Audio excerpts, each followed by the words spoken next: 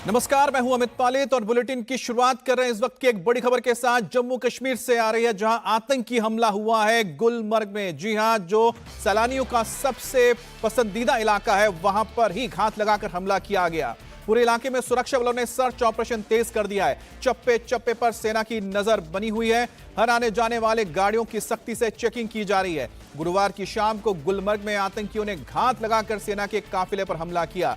इस हमले में सेना के 2 जवान शहीद हुए हैं। इसके साथ ही सेना के लिए काम करने वाले 2 पोर्टर की भी जान चली गई। इसके अलावा 3 लोग घायल बताए जा रहे हैं। आतंकी हमला गुलमर्ग के नागिन इलाके में 18 राष्ट्रीय राइफल्स की गाड़ी पर किया गया।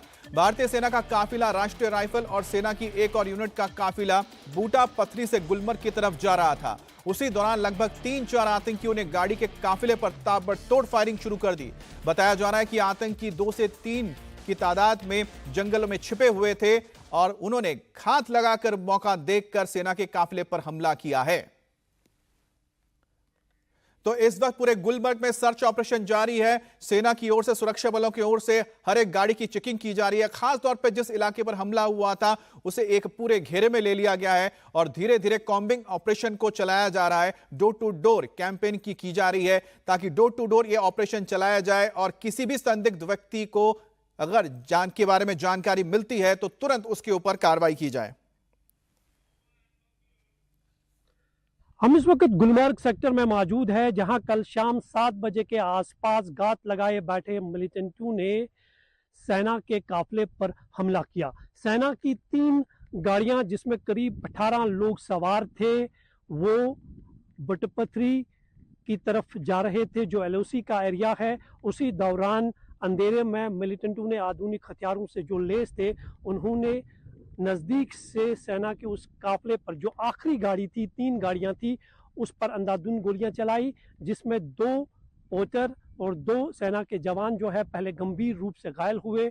उन्हें हॉस्पिटल में भर्ती करवाया गया, लेकिन जख्मों की ताब न लाकर सेना के 2 जवान और 2 पोटर जो है बाद में दम तोड़ बैठे। इस घटना के बाद गुलमर्ग के इस पूरे सेक्टर में सर्च ऑपरेशन जो है वो बड़े पैमाने पर चलाया जा रहा है। जम्मू कश्मीर पुलिस, आर्मी और एसओजी की टीम जो है चप्पे चप्पे पर मौजूद है। गुलमर्ग सेक्टर जो है ये एक टूरिस्ट डेस्टिनेशन के साथ साथ जो है एक एलओसी का एरिया भी पड़ता है, और जिस जगह पर हम खड़े हैं यहाँ से बोटापथरी का डिस्टेंस जो है वो महज कुछ किलोमीटर की दूरी पर है। ये तस्वीर आप देख सकते हैं, ये गुलमर्ग के वो पहाड़ है जो एलओसी से मिलते हैं, और अगर आप दाएं साइड में नज़र दौड़ाएंगे तो यहाँ से शमशावारी रेंज पड़ता है जो गुलमर्ग से जुड़ता है, और मेरे बाएं साइड का जो आप इलाका देख रहे हैं, जो जंगल एरिया देख रहे हैं, यहाँ से पुंछ राजौरी का जो है पहाड़ जो है वो कनेक्ट हो जाते हैं। और जिस पैटर्न पर इस हमले को अंजाम दिया गया है, उससे ये साफ लगता है कि ये मिलिटेंट जो है वेल ट्रेन है, और जो पैटर्न हमने पिछले कुछ महीनों में पुंछ राजौरी में देखा था, उसी तर्ज पर जो है इस हमले को भी मिलिटेंटों ने अंजाम दिया है। तो इससे ये साफ लगता है कि ये मिलिटेंट जो है या तो पुंछ राजौरी के रास्ते से गुलमर्ग सेक्टर में दाखिल होने में कामयाब हुए हैं, या फिर रिसेंटली घुसपैठ करके गुलमर्ग में जो है दाखिल किया है। कश्मीर घाटी में पिछले 8 दिनों में 4 हमले हुए हैं, और इन हमलों में सबसे बड़ा हमला जो था वो गांदरबल के गगनगीर इलाके में टनल प्रोजेक्ट में काम करने वाले लेबर्स और एम्प्लॉइज पे हुआ था, और उसके बाद ये दूसरा बड़ा हमला है जिसमें सेना को काफ़ी नुकसान उठाना पड़ा था। फिलहाल गुलमर्ग के इस सेक्टर में सर्च ऑपरेशन बड़े पैमाने पर जारी है, और कोशिशें की जा रही है कि जल्द से जल्द जितने भी मिलिटेंट्स यहाँ पर छुपे हुए हैं उनको मार गिराया जा सके। और हमले में 3 से ज्यादा आतंकी शामिल होने की बात सामने आ रही है। सुरक्षा बलों ने पूरे इलाके को घेरा हुआ है और आतंकियों की तलाश शुरू कर दी गई है। माना ऐसा जा रहा है कि आतंकियों ने कश्मीर के बोटापथरी सेक्टर में एलओसी से घुसपैठ की है। जम्मू कश्मीर में एक हफ्ते में यह चौथा आतंकी हमला है। गुरुवार शाम को जहां बारामूला में सेना के काफिले पर हमला हुआ, उसी दिन सुबह पुलवामा के गैर कश्मीरियों को आतंकियों ने गोली मार दी थी। इससे पहले 20 अक्टूबर को गांदरबल में आतंकियों ने कायराना हरकत करते हुए 5 मजदूरों समेत एक डॉक्टर की हत्या कर दी थी। वहीं 18 अक्टूबर को शोपियान में एक मजदूर की हत्या की गई। एक हफ्ते के अंदर चौथी आतंकी घटना से कश्मीर में काम करने वाले गैर स्थानीय लोग डर गए हैं, दहशत में हैं। वहीं जम्मू कश्मीर के मुख्यमंत्री उमर अब्दुल्ला ने इसे दुर्भाग्यपूर्ण बताते हुए हमले की कड़ी निंदा की है।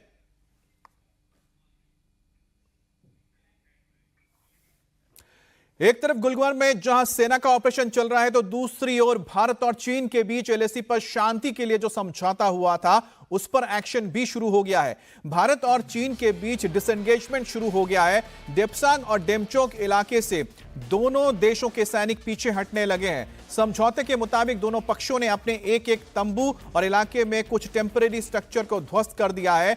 डेमचौक में भारतीय सैनिक चार्डिंग नाले के पश्चिम की तरफ पीछे की ओर जा रहे हैं, जबकि चीनी सैनिक नाले के दूसरी तरफ यानी कि पूर्व की ओर वापस जा रहे हैं। बताया जा रहा है कि दोनों तरफ से करीब 10 से 12 टेम्परेरी स्ट्रक्चर बने हैं और दोनों तरफ से करीब 12 टेंट लगे हैं, जो हटाने की प्रक्रिया शुरू कर दी गई है। जैसे यह प्रक्रिया पूरी हो जाएगी, उसके बाद देपसांग और डेमचौक में पेट्रोलिंग की शुरुआत हो जाएगी। आपको बता दें कि देपसांग में चीनी सेना के टेंट नहीं है, लेकिन उन्होंने गाड़ियों के बीच में तिरपाल लगाकर टेम्परेरी शेल्टर बनाए हुए हैं। समझौते के मुताबिक दोनों देशों के बीच 2020 से पहले की स्थिति बहाल करना है, जिसे लेकर कार्रवाई शुरू कर दी गई है। तो भारत और चीन के बीच अहम समझौता हुआ है। करीब 5 साल बाद आखिरकार जो स्टैंड ऑफ था वो खत्म होता नजर आ रहा है। आखिर में 2 साल पहले, चाहे वो गोग्रा पोस्ट हो या फिर हॉट स्प्रिंग हो या फिर गलवान हो या फिर पेंगोंगसो हो, यहां से जो डिसएंगेजमेंट है वो खत्म हो गया था। लेकिन देपसांग और डेमचौक में डिसएंगेजमेंट नहीं हो पाया था, यहां पर गतिरोध बरकरार था।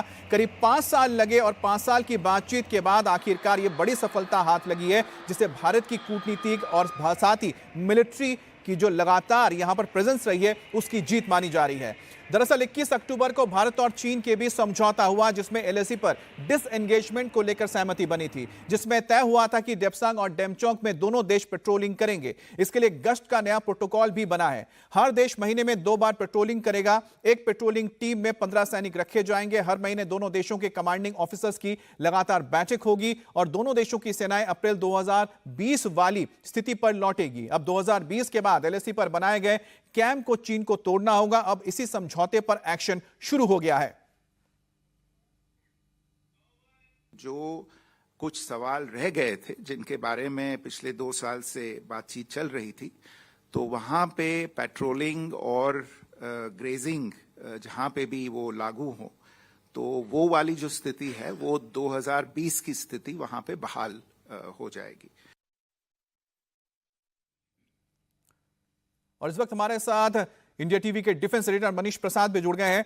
मनीष, 2 बहुत अहम चीजें हैं। एक तो है कि जो देपसांग में जो बात हो रही कि डिसएंगेजमेंट शुरुआत हो गई है, तो इसका मतलब यह माने कि जो भारत का 18 किलोमीटर का एक एरिया है जिस पर दोनों ही दावा करते हैं, वहां पर जो पेट्रोलिंग पॉइंट 10 से लेके 13 तक क्या भारत के जो सैनिक है पेट्रोलिंग करेंगे? और दूसरी बड़ी बात है कि डेमचौक में जो चार्डिंग नाला है, क्या उस इलाके में भी पहले की तरह पेट्रोलिंग की शुरुआत होगी? अगर होगी तो कब से होगी? अमित, 2 मेन एरियाज हैं, डेमचौक और डेपसांग। और इन एरियाज में सबसे पहले डेपसांग की बात करते हैं, जहां पर इस समय वाई जंक्शन से आगे पेट्रोलिंग नहीं हो रही थी। लेकिन इसीलिए जो वाई जंक्शन के आगे का एरिया है, उसके आसपास के सभी एरिया से अब पेट्रोलिंग की जाएगी। और डेमचौक के इलाके में चारदिंगला जो है, उस एरियाज में भी ये पेट्रोलिंग होगी। लेकिन उससे पहले अभी की जो प्रक्रिया है, 21 तारीख से लेकर अभी तक करीबन 40% जो स्ट्रक्चर था, टेम्परेरी स्ट्रक्चर था चाइनीज पीएलए और भारतीय सेना का, उन्होंने सोचे समझे म्यूचुअल अंडरस्टैंडिंग के तहत इसको हटाया है। हटाने के साथ साथ अब जो ये जो पूरा एरिया है उसको खाली कराया जा रहा है। एक दिन में करीबन 2 बार जो लोकलाइज कमांडर्स हैं, यानी जो डिवीजन कमांडर्स हैं, वो दोनों बात करेंगे चाइनीज पीएलए के और भारतीय सेना के। वो पूरा ही तय करेंगे रोड मैप कि किसके हिसाब से डिसएंगेजमेंट चलना है। और ठीक उसी के अनुरूप जैसे प्रधानमंत्री नरेंद्र मोदी और चाइनीज प्रेसिडेंट शी जिनपिंग की बात हुई थी, उसके बाद से लेकर अभी तक 40% टेंटों को हटाया गया है। जो टेम्परेरी स्ट्रक्चर है उसको हटाया गया है। उसके अलावा जो गाड़ियां और बख्तरबंद गाड़ियां वहां फॉरवर्ड डिवीजन पे थी, तो कुल मिलाकर आप जो बता रहे हैं मनीष, उससे एक बात जाहिर होता है कि यहाँ पर ट्रस्ट जो इशू है उसको एक बार फिर से एड्रेस करना पड़ेगा और दोनों देशों के बीच जो कह सकते हैं जो ट्रस्ट है उसको फिर से कायम करना होगा दोनों सेनाओं के बीच, ताकि सुचारू रूप से यह पेट्रोलिंग की जा सके। हालांकि जो पेट्रोलिंग की जाएगी दोनों ही तरफ से पहले ही इस बारे में इत्तला दी जाएगी कि कौन कब पेट्रोलिंग के लिए आएगा। अब बात करेंगे उत्तर प्रदेश की, जहां पर सेमीफाइनल फाइट की तैयारी हो चुकी है।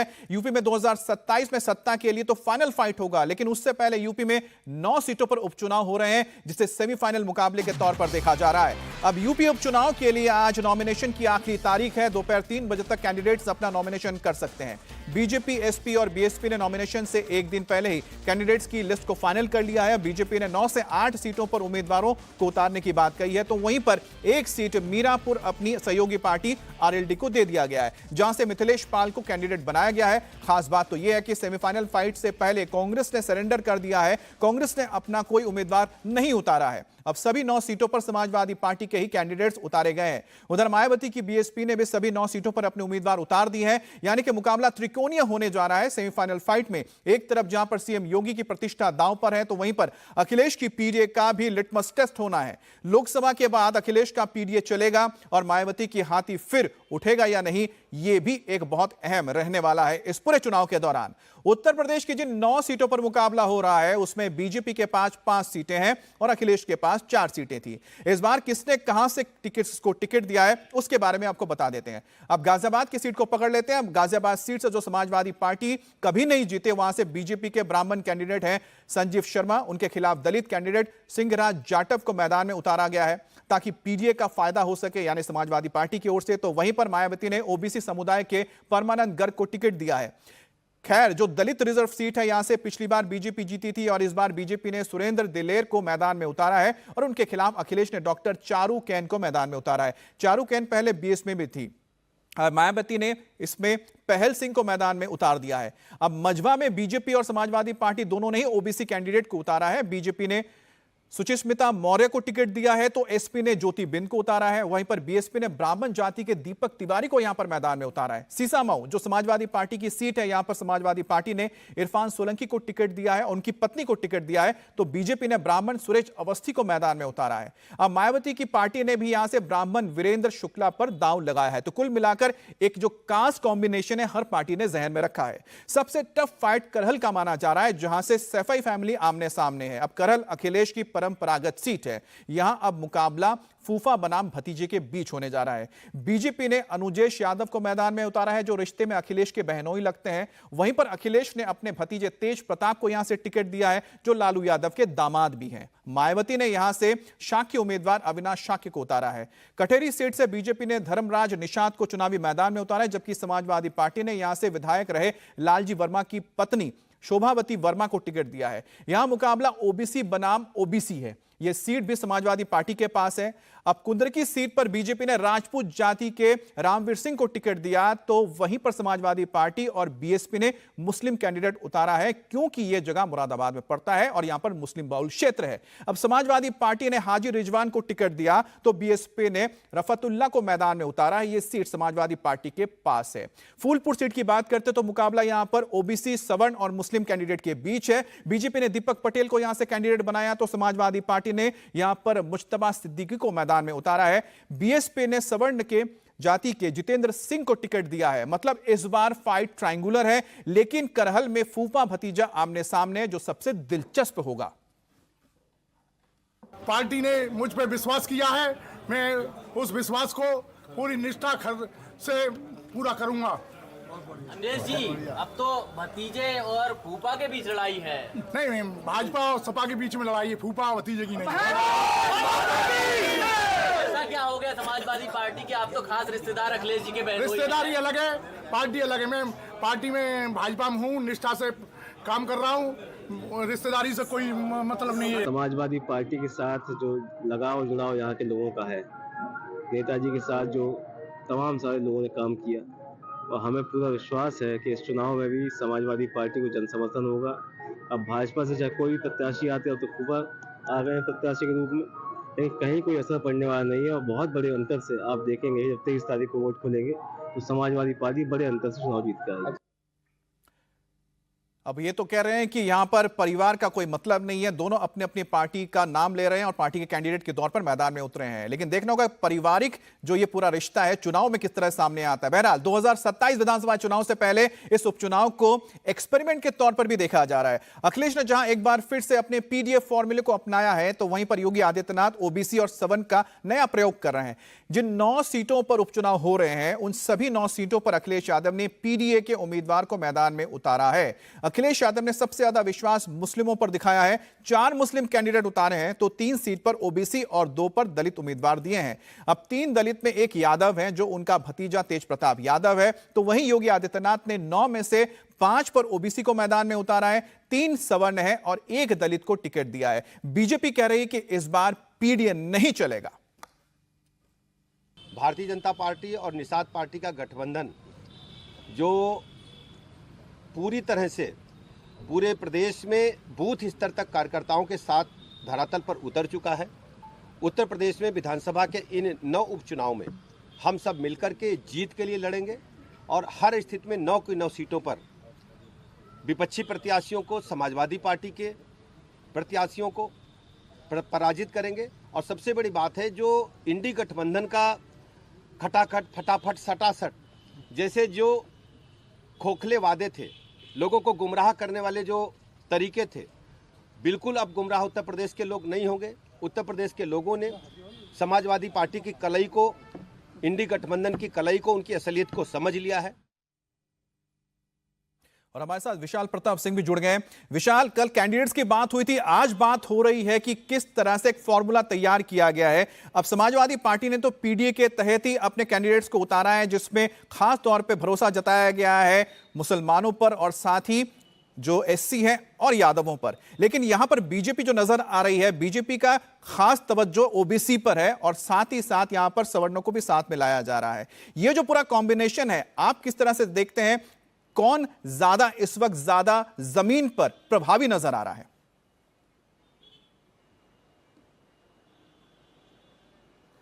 अमित, अगर देखा जाए कॉम्बिनेशन की, कास्ट कॉम्बिनेशन के लिहाज से देखें तो समाजवादी पार्टी ने पीडीए पे दांव लगाया है, जिसका भी आपने जिक्र किया, और जिसके लिहाज से उनको लोकसभा चुनाव में सफलता भी मिली थी। वहीं मुख्यमंत्री योगी आदित्यनाथ ने जब यहां पर बैठक की, उत्तर प्रदेश की राजधानी में, लखनऊ में की, क्षेत्रों में किया, उन जिलों में की जहां पर उपचुनाव होने जा रहे हैं, तो वहां से बाकायदा पैनल्स में कैंडिडेट का जो सिलेक्शन है वो मंगाया गया। 3 कैंडिडेट्स का नाम भेजे गए, उसको यहाँ पर मंथन हुआ और उसके बाद केंद्रीय नेतृत्व के पास ये सारे नाम भेजे गए और उसके बाद जो कॉम्बिनेशन बन के निकला, उसमें ये साफ हो जाता है कि ओबीसी कैंडिडेट्स पर इस बार भारतीय जनता पार्टी ने भरोसा दिया है। सवर्णों का जो एक कॉम्बिनेशन होता है हमेशा भारतीय जनता पार्टी के साथ, उस पर भरोसा किया है और साथ ही साथ परंपरागत वोट भारतीय जनता पार्टी को मिले और इसको लेकर के भारतीय जनता पार्टी ने अपनी जो पेशबंदी है वो भी काफी की है। अब से कुछ देर पहले जो सहयोगी पार्टी के नेता है संजय निषाद, ये माना जा रहा था कि मझवा और कटेरी 2 सीटों को वो मांग रहे थे, उनको सीटें नहीं मिलती हैं तो वो हो सकता है नाराज हो जाए या ना माने। लेकिन भारतीय जनता पार्टी ने उनसे सबसे बातचीत कराई, उनका समायोजन करने की बात कही और ये भी कहा कि जिस तरीके से समाजवादी पार्टी को हराना ही सबसे बड़ा लक्ष्य है, ऐसे में संजय निषाद और बाकी पार्टियों को साथ। तो अच्छी बात तो यह है कि विशाल, जैसा आप बता रहे हैं कि अगर कोई गठबंधन का साथी भी नाराज है तो उसे मनाने की कोशिश हो रही है और सारा का सारा फोकस रखा गया है कि उपचुनाव को कैसे जीतना है, समाजवादी पार्टी को हराना है, क्योंकि 2027 का जो रास्ता है इन्हीं सेमीफाइनल से आगे निकलेगा। बहुत बहुत शुक्रिया आपका।